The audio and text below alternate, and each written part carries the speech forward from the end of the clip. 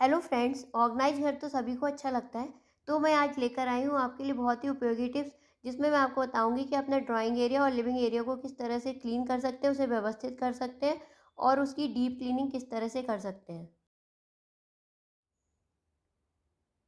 Festival नज़दीक है, इसलिए आप मेरे चैनल को जल्दी से सब्सक्राइब कर लीजिए, जिससे आपको मेरे नए वीडियोज़ के नोटिफिकेशन तुरंत ही मिल जाएंगे।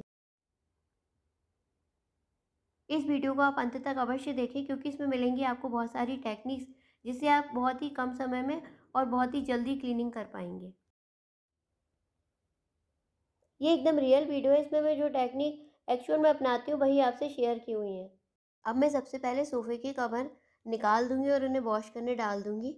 साथ ही इसके कुशन है, इन्हें भी मैं एक साइड में दरी बिछाई हुई है, उस पर रख दूँगी।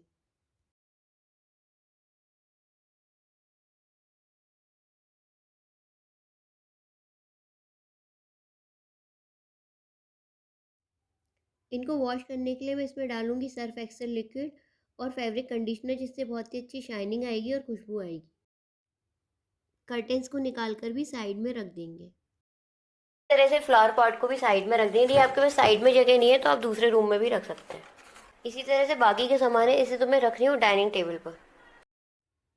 कल मैं डस्टिंग नहीं कर पाई थी, तो देखिए एक ही दिन में कितनी डस्ट आ गई है। माने जैसे रिमोट है, तो इसे भी मैं इसमें जो भी एक्स्ट्रा सामान है उसे रख देंगे, बाद में हम मैनेज कर लेंगे। जैसे बच्चे इधर उधर सामान डाल देते हैं, तो इसे मैं उनके रूम में रखाऊंगी। इसे मैं रख देती हूँ स्टडी रूम में। वैसे मेरा ज़्यादा ही फैलता नहीं है, मेरा काफ़ी साफ रहता है। इसे भी वॉश करने डाल दूंगी। इस तरह से जो कुशन है, इनकी भी मैं गद्दियाँ निकाल लूँगी। मैंने ये देखिए अंदर भी मैंने एक लगाए हुए हैं। जब मुझे चेंज करना होता है मैं फटाफट धो देती हूँ और ये वाले लगा देती हूँ। इसी तरह से सारे कुशन कवर हटाने के बाद मैंने साइड में एक बाल्टी रखी है, जिसमें मैं डालती जा रही हूँ। अब इनको मैं धूप लगा दूंगी, क्योंकि उससे जर्म्स भी ख़त्म हो जाते हैं और काफ़ी अच्छा रहता है, स्मेल भी नहीं आती है सील वगैरह की। इसी तरह से बेडशीट भी हटा देंगे। यदि ड्राई क्लीन होना तो आप उसे ड्राई क्लीन कर देंगे। मैं इसे 15 मिनट के ऑप्शन में या तो सर्फ एक्सेल लिक्विड में या इजी वॉश कर दूंगी। अब ये मैंने रुई का गद्दा है, अभी इसका फोम का गद्दा नहीं बन पाया था, तो मैं इसे भी धूप में डाल दरी को भी धूप में डाल दूंगी। यदि आपके पास समय है तो आप इसे वॉश भी कर सकते हैं। इसी तरह से टेबल पे जो एक्स्ट्रा सामान है, इसे तो मैं रख रही हूँ डाइनिंग टेबल पर, और ये बाकी का सामान है मैं इसमें डाल दूँगी, और मैं इसे अभी डाइनिंग टेबल पे रख दूँगी। सोफ़ा कवर वॉश हो गया, अब मैं इसे धूप में डाल दूँगी। ये देखिए मैंने एक बाल्टी में से इकट्ठा कर दिया था। अब मैं 15 मिनट के लिए वॉशिंग मशीन में वॉश कर लूँगी। सोफ़े को मैंने अच्छे से कवर कर लिया, सारे सोफ़े को इसी तरह से कवर कर लेंगे। इसके लिए आप किसी भी पुरानी बेडशीट को ले लेंगे, जिससे सोफ़े बिल्कुल भी डस्ट नहीं पकड़ेंगे। इसी तरह से आप पंखे को और विंडो को भी क्लीन कर लेंगे। इसका वीडियो आप मेरे रूम क्लीनिंग के वीडियो में देख सकते हैं।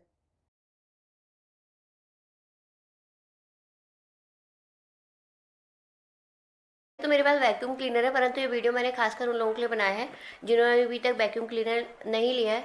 तो चिंता की बात नहीं, आप बिना वैक्यूम क्लीनर के भी बहुत अच्छे से क्लीनिंग कर सकते हैं। अब मैं इसकी डस्टिंग कर रही हूँ। इसे बाद में अच्छी तरीके से साफ़ करूँगी और मैं इसे उठाकर दूसरी जगह रख दूँगी। ये शो पीस है, जब हम साउथ में गए थे तब मेरे बेटे ने इसे खरीदा था। देखिए डेली क्लीनिंग होती है, फिर भी देखिए कितना ज़्यादा फर्नीचर के अंदर गंदा रह जाता है। डीप क्लीनिंग का यही फ़ायदा होता है कि बहुत ही अच्छे से सफाई हो जाती है, रूम एकदम क्लीन हो जाता है। अब इसको भी मैं खिसका लेती हूँ, जिससे इसके नीचे सफाई हो जाएगी। मैं एक एक कॉर्नर की सफाई कर रही हूँ, जिससे एकदम से फैलेगा नहीं। कुछ न्यूज़पेपर रख देती हूँ, वो भी हटा।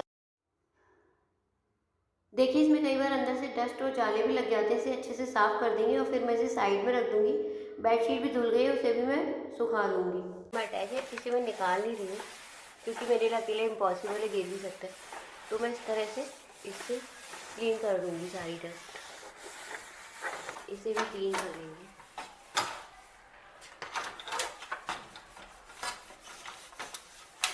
इसका प्लग मैंने निकाल लिया है। ये क्लब बहुत ही अच्छे होते हैं सफाई के लिए। इस कॉर्नर में जो भी कूड़ा और डस्ट है उसे मैं हटा दूंगी। एक ही कॉर्नर से सफाई करने का काफ़ी फ़ायदा होता है। अब जाले और डस्ट वगैरह साफ़ हो गई है, वैसे ज़्यादा नहीं निकले क्योंकि मैं हमेशा इनको क्लीन करती रहती हूँ। अब ये बेडशीट्स हटा लेंगे। देखिए साइड स्टूल ऊपर से तो क्लीन है, परंतु अंदर इसमें काफ़ी जाले और डस्ट लगे हैं, इसे भी साफ़ कर देंगे। अब इसे बहुत ही हल्के गीले कपड़े से पोंछ देंगे। अब इस तरह के डोरमेट को भी मैं डिटर्जेंट पाउडर में बाल्टी में इस तरह से भिगो दूंगी। आपके सीधी फैला हुआ टब है तो आप उसे ले सकते हैं। इसके बाद इसे 10 से 15 मिनट में वॉश कर लूँगी। मशीन में भी धो सकते हैं या हाथ से भी धो सकते हैं। अब इन आर्टिफिशियल फ्लावर को भी लिक्विड सोप में वॉश करके मैंने ड्राई कर लूँगी।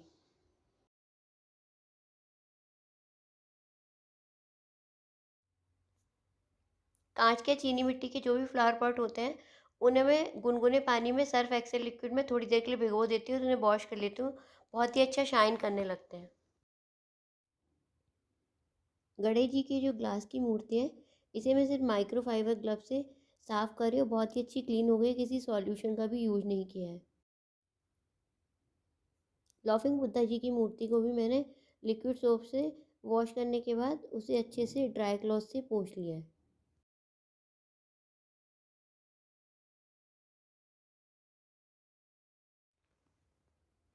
अब सभी सोफ़ों को इस ब्रश की सहायता से उनकी अच्छे से डस्टिंग कर लेंगे, जिससे सारा धूल और जो भी डर्ट है वो हट जाएगी।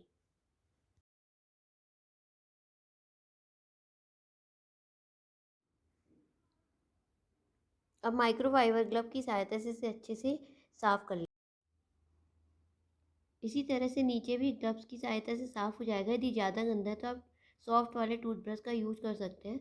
मैं डेली सफाई करती रहती हूँ, इसलिए मेरा ज़्यादा सोफ़ा गंदा नहीं हुआ है। इस तरह के जो निशान लग गए इसलिए मैंने माइक्रोफाइबर क्लॉथ है, ये देखिए कितना बढ़िया चमक रहा है। ना किसी सॉल्यूशन की ज़रूरत है ना किसी पॉलिश की। दूसरे होर के हैंडल को भी इसी तरह से साफ़ कर रही हूँ, परंतु ये वाला सोफ़ा ज़्यादा यूज होता है, इसके निशान नहीं मिट रहे हैं। हल्का सा है, बहुत ही हल्का सा गीला है, पानी भी नहीं टपक रहा है क्योंकि पॉलिश पर मना करते हैं गीला लेकिन ये काफ़ी गंदा है, तो मैं इसको हल्का सा क्लीन करूँगी, इससे एकदम साफ़ हो जाएगा। ये देखिए सारे निशान भी इसके ख़त्म हो रहे हैं क्योंकि कॉटन का कपड़ा है।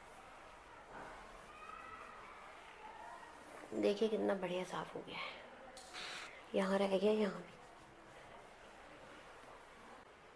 इसी तरह से ये भी है। मैं कभी कोई सॉल्यूशन नहीं लगाती हूँ, डायरेक्ट इसी तरह से साफ़ करती हूँ, बहुत जल्दी साफ़ हो जाता है।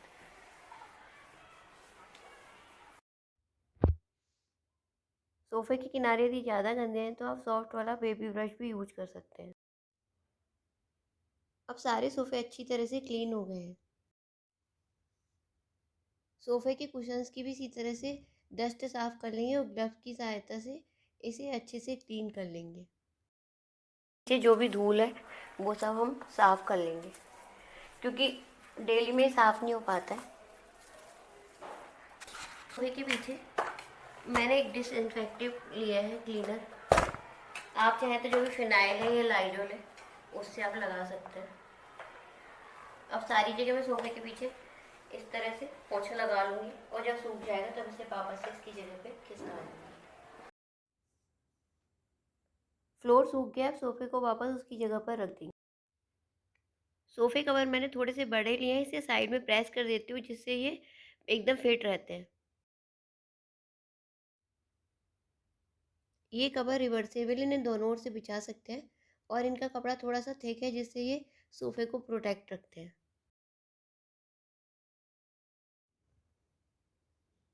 एक सॉफ्ट टॉवल लेंगे, उस पे हल्का सा पानी लेकर इस मार्बल टॉप को अच्छे से पोंछ देंगे, एकदम चमक जाएगा।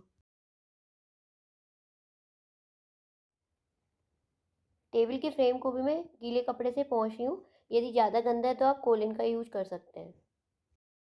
अब जैसे निशान पड़ा हुआ है, अब ये नहीं छूट रहा है, तो इसके लिए मैंने लिया थोड़ा सा खाने का सोडा और लिक्विड सोप लेंगे और इसे सॉफ्ट स्क्रब से अच्छे से क्लीन कर देंगे। अब मैं इसकी शीट है, ये भी सूख गई है, ये भी बिछा लेंगे। आप चाहें तो कोई और शीट भी बिछा सकते हैं, क्योंकि दिवाली का टाइम है इसलिए मैं ये वाली शीट बिछा रही हूँ। ये देखिए इस तरह से मैंने लगा दिया। आप थोड़ा फर्श से ऊपर रखें, इसके नीचे चाहें तो हम कुछ बॉक्स में कुछ सामान भी रख सकते हैं, क्योंकि आजकल बहुत ही सुंदर सुंदर सामान मैनेज करने के बॉक्स आते हैं जो कि दिखाई भी नहीं देंगे और लगेंगे भी सुंदर, और आपकी जगह भी काफ़ी सेव हो जाएगी। ये देखिए पर्दे से मैचिंग। जब मेरे कर्टन बने थे तो उसका जो मटेरियल बचा था तो उससे मैंने कुशन बनवा लिए थे।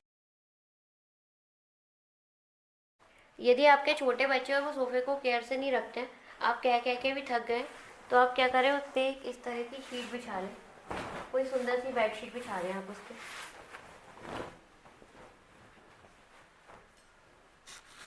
ये देखिए इस तरह से बिछा दिया। मान लीजिए बच्चे यदि कुछ खिलौने वगैरह बिखेरते हैं तो भी कोई फ़र्क नहीं पड़ता, बच्चे आराम से बैठेंगे, ना आपको टेंशन होगी ना उन्हें टेंशन होगी। मान लीजिए कोई गेस्ट घर में आ जाते हैं तो आप फटाफट ये बेडशीट इस तरह से आप हटा दें। ये देखिए टॉयज़ के साथ ही उनके रूम में रख दें, आप बाद में उसको मेहमानों के जाने के बाद आप उसको ठीक कर लें। इससे आपके सोफ़े भी प्रोटेक्ट रहेंगे, ना आपको टेंशन होगी ना बच्चों को टेंशन होगी, और बच्चे खुश रहेंगे और आप भी टेंशन में रहेंगे, तो आप अपना काम बहुत जल्दी और बहुत ही खुशी खुशी कर पाएंगे। मैं आपसे एक रिक्वेस्ट और करना चाहूँगी कि आप कोई भी DIY सॉल्यूशन किसी के भी कहने से यूज़ ना करें, क्योंकि सोफ़े जो होते हैं वो बहुत ही कॉस्टली आते हैं। यदि आपने कोई DIY सॉल्यूशन यूज़ किया और उससे सोफ़े ख़राब हो गए तो आपको बहुत बड़ा नुकसान हो जाएगा। बहुत सारे ड्राई क्लीनर्स या कुछ पर्सन्स होते हैं जो सोफ़े की क्लीनिंग करते हैं, वो घर में ही आके इसका ड्राई वॉश कर देते हैं। देखिए मेरे जो सोफ़े हैं वो 12 ईयर पहले लिए थे हमने, और अभी भी बिल्कुल नए लग रहे हैं। इसे बस कुछ नहीं करना होता, सिर्फ सूखे कपड़े से आप इसकी डस्टिंग करें और इसे क्लीन कर लें। और यदि आपके पास समय है तो आप वैक्यूम क्लीनर भी यूज़ कर सकते हैं। मैं वैक्यूम क्लीनर बहुत कम यूज़ करती हूँ, फिर भी देखिए नॉर्मल डस्टिंग से ही और क्लीनिंग से बहुत ही अच्छे साफ़ हो रहे हैं। तो फ्रेंड्स मैंने वीडियो बहुत ही मेहनत से बनाया है, बहुत ही अच्छे से आपके लिए डिस्क्राइब किया है, तो एक लाइक तो बनता है। साथ ही आप मेरे चैनल को सब्सक्राइब करें, जिससे कि मुझे मोटिवेशन मिलता रहे इस तरह के वीडियो बनाने के लिए।